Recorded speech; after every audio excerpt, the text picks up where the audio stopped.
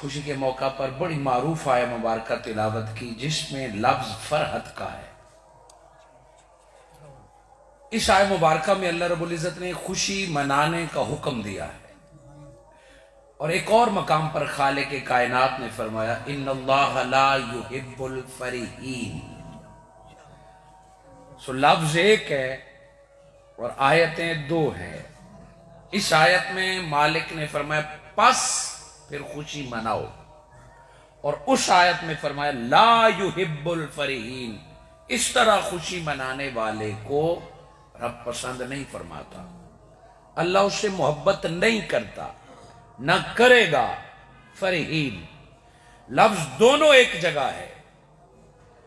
हमारी उर्दू में खुशी का लफ्ज इस्तेमाल होता है, मुसर्रत का लफ्ज इस्तेमाल होता है। मुसर्रत अंदरूनी उस कैफियत को कहते हैं जो चेहरे पर या अमलन इजहार हो। खुशी और मुसर्रत का जब इजहार हो लबों से, चेहरे से, अमल से, उस इजहार को फरहत कहते हैं। यानी चेहरे पर मुसर्रत का इजहार, खुशी मुस्कुराहट की सूरत में या हंसने की सूरत में या किसी और अमल की सूरत में, इस इजहार को मुसर्रत और फरहत कहते हैं। यहां जितने तर्जमे आप पढ़ेंगे कि तुम खुशी का इजहार करो, फल यफरहू। एक आय मुबारक में है कि अल्लाह ऐसे इजहार को पसंद नहीं करता और दूसरी आय मुबारक में है कि पस तुम खुश हो जाओ। हाज़रीन मुकर्रम, खुशी का आगाज मुस्कुराहट से होता है। कोई शख्स ये दावा नहीं कर सकता कि माथे पर तेवर हूं और वो कहे मैं बहुत खुश हूं। गुस्से से अल्फाज भरे हुए हों और वो कहे मैं खुश हूं। दावे खुशी करने वाले का कम से कम आगाज मुस्कुराहट है। खुशी की पहली दलील चेहरे की बशाशत है। गुस्सा, गम, इजहार ये भी चेहरे से पता चलता है, लफ्ज बाद में बोले जाते हैं। को खुशी का इजहार सबसे पहले मुस्कुराहट है और मुस्कुराहट को मेरे आका ने फरमाया कि बेहतरीन सदका है। इमाम बुखारी एक बड़ी मुख्तसर सी रिवायत लाते हैं कि रोज़े हशर अल्लाह एक शख्स को बख्श देगा। वो बंदा पूछेगा फरिश्तों से कि बख्शने की वजह पूछ सकता हूं? तो वो फरिश्ता उसे बताएगा कि फलां जगह तू रब के बंदे से मुस्कुरा के मिला था बगैर वजह के, बस उसी दिन रब ने तेरी बख्शिश का ऐलान फरमा दिया। खुशी का इजहार मुस्कुराहट में, उसको भी अल्लाह रब्बुल इज़्ज़त ने बेअजर नहीं रखा। खुशी का हुक्म रब ने दिया है मगर खुशी मनाने के अंदाज पे पाबंदी शरीयत ने नहीं लगाई। रोज अव्वल से अगर खुशी मनाने के अंदाज को कुरान बयान कर देता तो कयामत तक खुशी मनाने का एक ही अंदाज होता। फिर वही अंदाज सैयदना अबू बकर सिद्दीक का होता, वही अंदाज डॉक्टर मजहर कयूम साहब का होता, वही अंदाज उनकी औलाद का होता। शरीयत ने खाने का हुक्म दिया है, कुलू वशरबू, खाओ और पियो। एक शर्त है कि हलाल है, खाने के अंदाज की पाबंदी नहीं है। खाने के पकाने की अंदाज की पाबंदी नहीं है। कोई घी में पकाए, कोई दूध में पकाए, कोई मिट्टी के बर्तन में पकाए, कोई माइक्रो ओवन में पकाए, अंदाज बदलता रहता है। स्टीम रोस्ट हो या देगी रोस्ट हो, शरीयत को इससे सरोकार नहीं। इजाजत दी कि खाओ पियो, कैसे खाएं का बस हलाल का ख्याल रख के अपने इलाके के मुताबिक, अपने रवाज के मुताबिक, अपनी ताकत के मुताबिक खाओ और पियो। जिस तरह आज खाते वक्त, बिरयानी खाते वक्त, आज कोई कोरमा खाते वक्त, आज कोई कड़ी खाते वक्त ये नहीं पूछता कि क्या सैयदना अबू बकर सिद्दीक ने कड़ी खाई थी कि नहीं खाई थी, क्या सैयदना अबू बकर सिद्दीक ने कोरमा खाया था या नहीं खाया था। ये सवाल ही खिलाफे अकल है। हलाल चीजें, सब्जियां, गोश्त उस दौर में थी, वो अपने अंदाज के मुताबिक खाते थे। आज हम भी शरीयत के हुक्म के मुताबिक खाते हैं। अंदाज खाने का पाकिस्तान वालों का अपना है, अरब वालों का अपना है।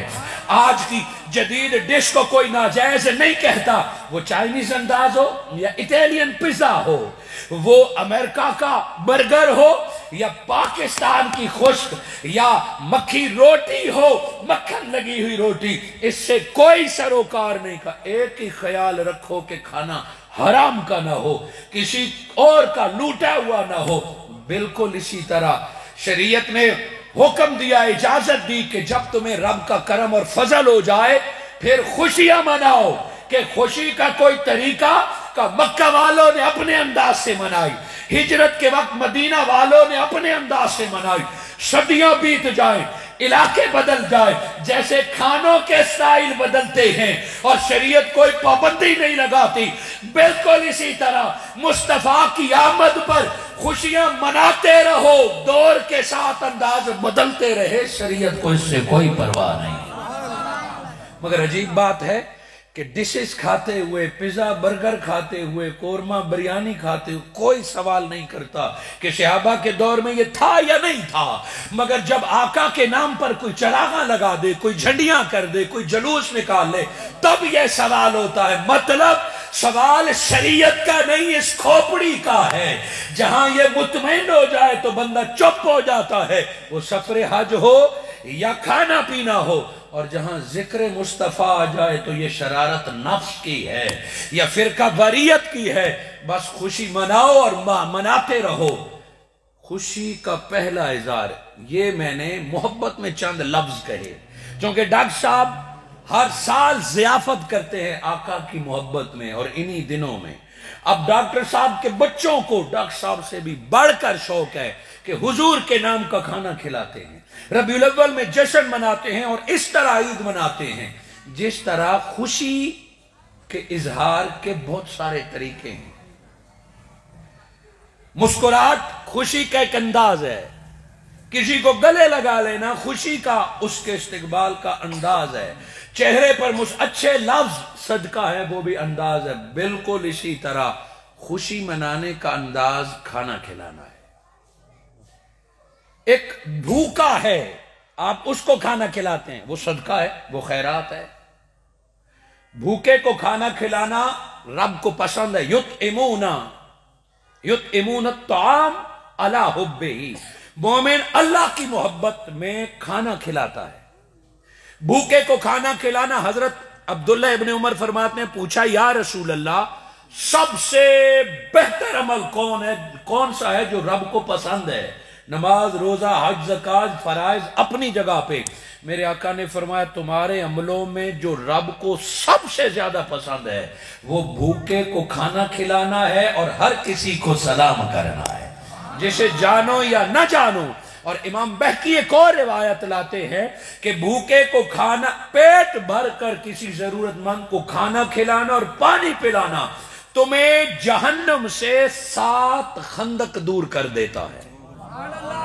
यानी भूखा को खाना खिलाया, पेट भर कर, खिलाने वाले को अल्लाह 7 खंदके जहन्नुम से दूर करता है। या रसूल अल्लाह, ये खंदक कितनी होती है? फरमाती है 50 सालों की एक खंदक होती है।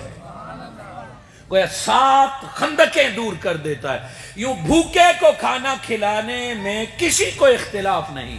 क्या खाना फकत गम में खिलाया जाता है या भूखे को खिलाया जाता है? खुशी का इजहार भी खाने में है। कोई इसकी शरई दलील पूछे तो वलीमा इसका सबसे बड़ा सबूत है कि जब तुम बेटे बेटी की शादी करो और खूब खुशी का इजहार करना चाहो, ये नाचना, ये गाना, ये कपड़े बदलना, ये शेरे पहना, ये तुम्हारे खुशी के अंदाज है। अल्लाह नबी ने शादी के मौके पर खुशी का जो क्लाइमैक्स बताया है कि जितनी ताकत है उतना अच्छा वलीमा कर लिया कर। वलीमे में किसको बुलाएं? सिर्फ मस्कीन को, सिर्फ गरीब को? फरमाया नहीं, मस्कीन भी हो, गरीब भी हो, अमीर भी हो, और अपनी ताकत के मुताबिक वलीमा करो। ऐसे खुशी के तौर पर खाना खिलाना भी तेरे गुनाहों का कफारा बन जाता है। वह ये आज नहीं, और सबसे बढ़कर खुशी बेटे की विलादत से लेकर بیٹے کی شادی تک ہم کتنی بار کھانا کھلاتے ہیں، چونکہ بیٹے کی آمد، بیٹے کا ختنہ، بیٹے کا پاس ہونا، بیٹے کا نکاح، بیٹے کا ولیمہ، دل کو سرور ملتا ہے۔ ہم فیملی کو، دوست احباب کو کھانا کھلاتے ہیں۔ جس قانون کے تحت خوشیوں پہ کھانا کھلانا جائز ہے، اس قانون کے تحت ہمیں سب سے زیادہ خوشی مصطفیٰ کی آمد پر ہوتی ہے۔ ہم آقا کی آمد پر سب سے زیادہ خوشی مناتے ہیں اور مناتے رہیں گے۔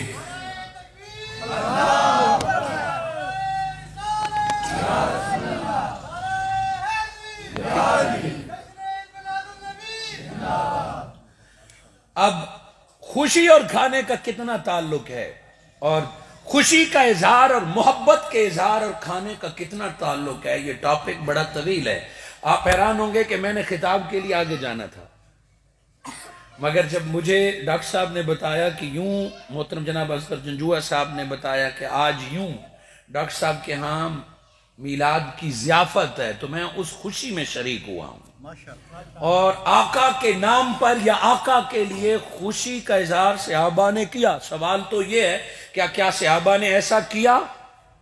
حضور کی آمد پر یا حضور کی خوشی میں اوروں کو کھانا کھلانا ڈائریکٹ حضرت عثمان غنی کی سنت ہے۔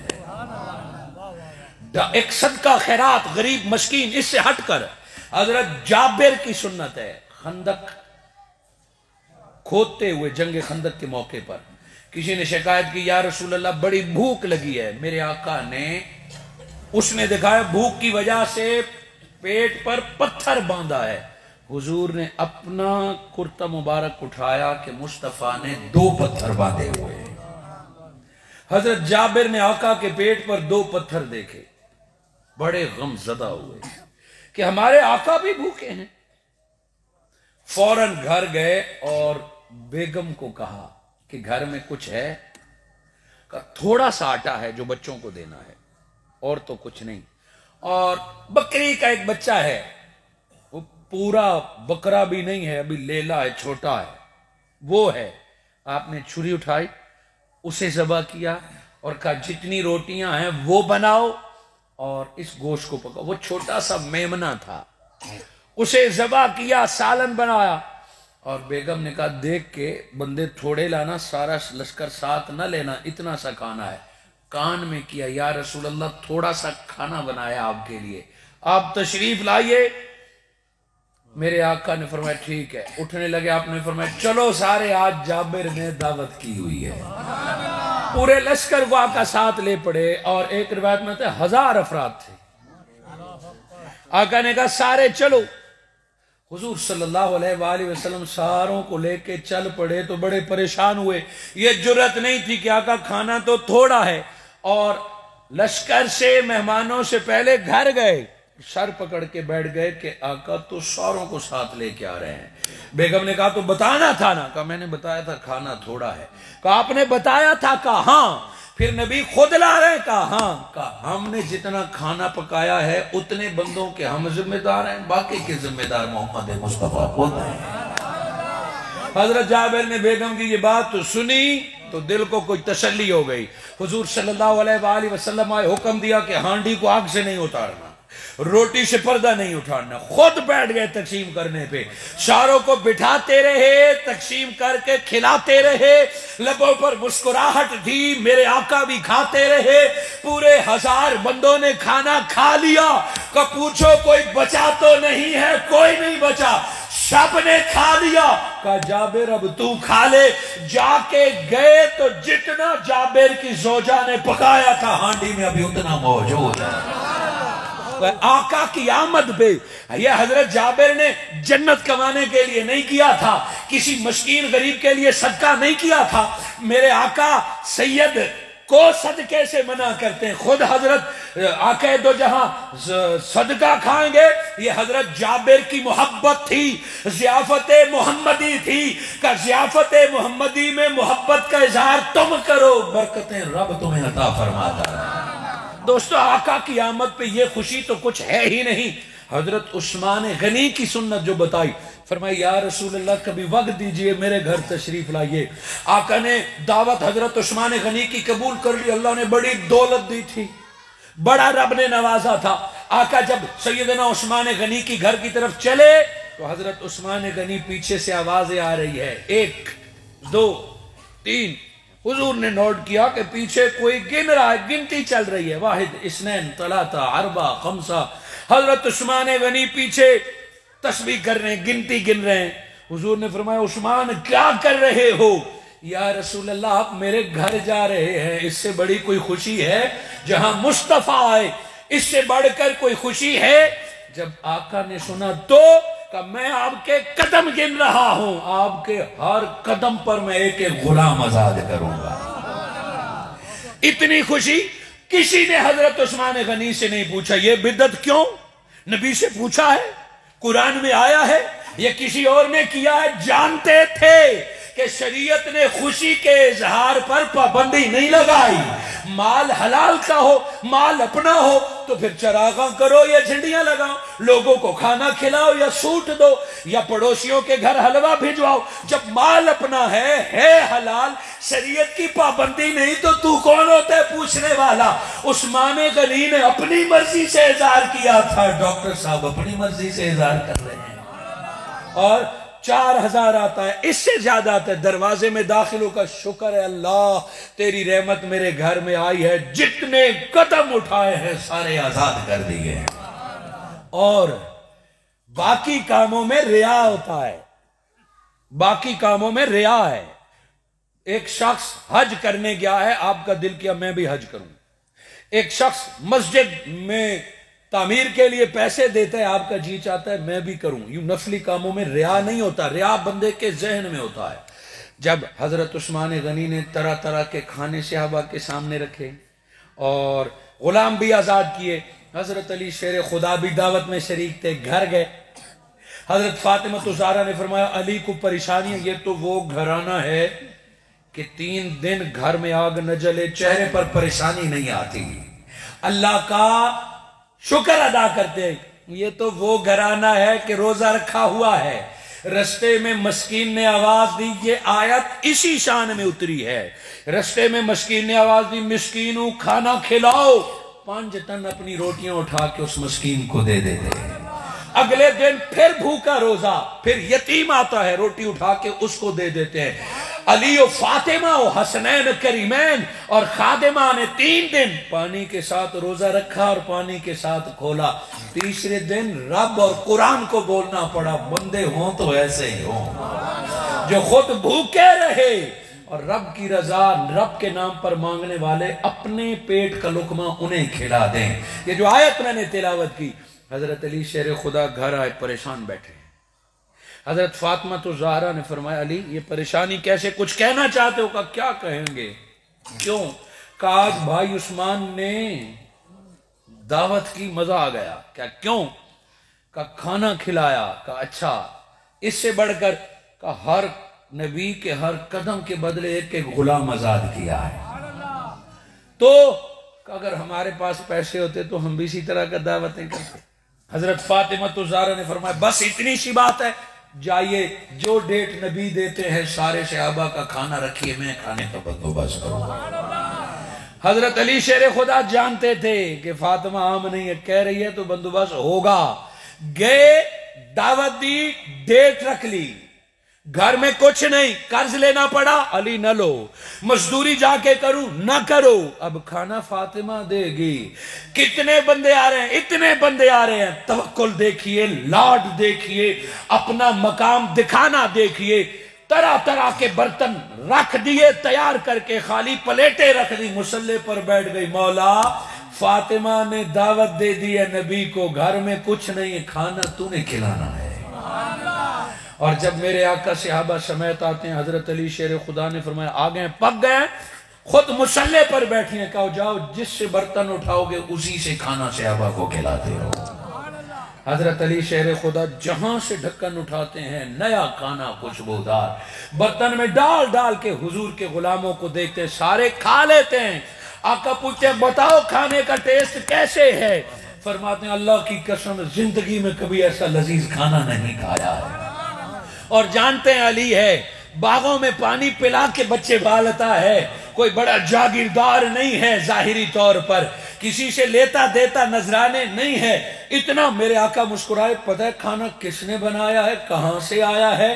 فرمایا یا رسول اللہ جس نے بھی بنایا ہے کمال کا بنایا ہے۔ فرمایا بیٹی فاطمہ کی دعا پہ تمہاری ضیافت کے لیے کھانا جنت سے بنایا ہے۔ حضرت علی شیر خدا کے چہرے پر تو مسکراہٹ کا، فاطمہ کھانا کا تو کمال ہو گیا۔ اگلا حضرت فاطمہ تو زہرا نے پھر مصلی ڈالا، سجدے میں بیٹھ گئی اور دعا مانگنے لگی، اللہ عثمان کو دولت دی، اس نے ہر قدم کے بدلے غلام آزاد کیا۔ ہمارے گھر بھی آقا آئے ہیں، ہم بھی آزاد کرنا چاہتے ہیں۔ عثمان نے دنیا کے بندوں کو آزاد کیا، فاطمہ الزہرا اپنے بابا کے امتیوں کے دوزخ سے آزادی کی دعا مانگتی ہے، دعا مانگتی رہی۔ جبرائیل علیہ السلام آئے، یا رسول اللہ فاطمہ کو کہیے مصلی سے اٹھ جائیے، مسجد نبوی سے لے کے علی کے گھر تک جتنے قدم آپ نے اٹھائے ہیں ہر قدم کے بدلے رب نے 1000 امتیوں کو دوزخ سے بخشش کا اعلان فرما دیا۔ آقا نے صحابہ میں اعلان کیا، بتانا یہ چاہتا ہوں کہ جب حضور کی آمد پر کوئی جشن منائے سو دل میں رکھ لینا، ڈاکٹر صاحب آپ نے 500 بندوں کی ہے، میں اگلے سال 1000 کی کروں گا۔ آپ نے 4 جھنڈے لگائے ہیں، میں اگلے سال 10 لگاؤں گا۔ آپ نے ایک طرف چراغاں کی ہے، آقا کی محبت میں دکھاوا کیا جائے، آقا کی محبت میں جشن کیا جائے، اور یہ ضیافت فقط صدقہ و خیرات نہیں ہے، یہ عید کی ضیافت ہے جو حضور کی آمد پر کی گئی ہے، اور جس نے بھی کی ہے روز اول سے 100% کی قبول، اس میں امیر غریب کی نہیں۔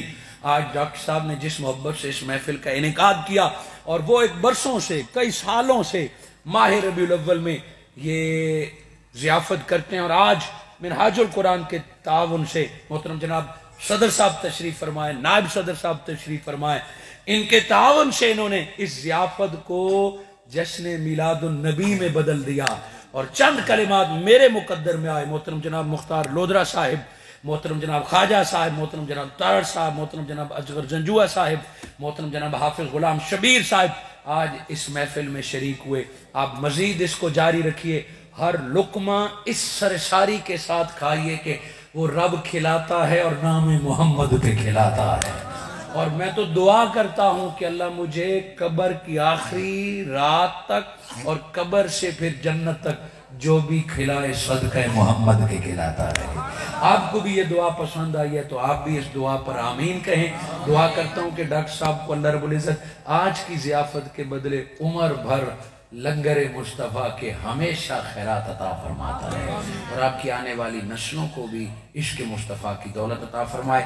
میری مجبوری تھی چونکہ میں نے جلدی جانا ہے، اس لیے میں اختصار کے ساتھ انہی کلمات پر اجازت چاہوں گا۔ آپ جس طرح انتظامیہ جاری رکھتی ہے اسی طرح اس خوشی کو سیلیبریٹ کیجئے، نعت پڑھنی ہے تو نعت سنیے، اس کے بعد کھانا ہوگا، اپنی محبتوں کا مزبور اظہار کیجئے۔ جزاکم اللہ خیر۔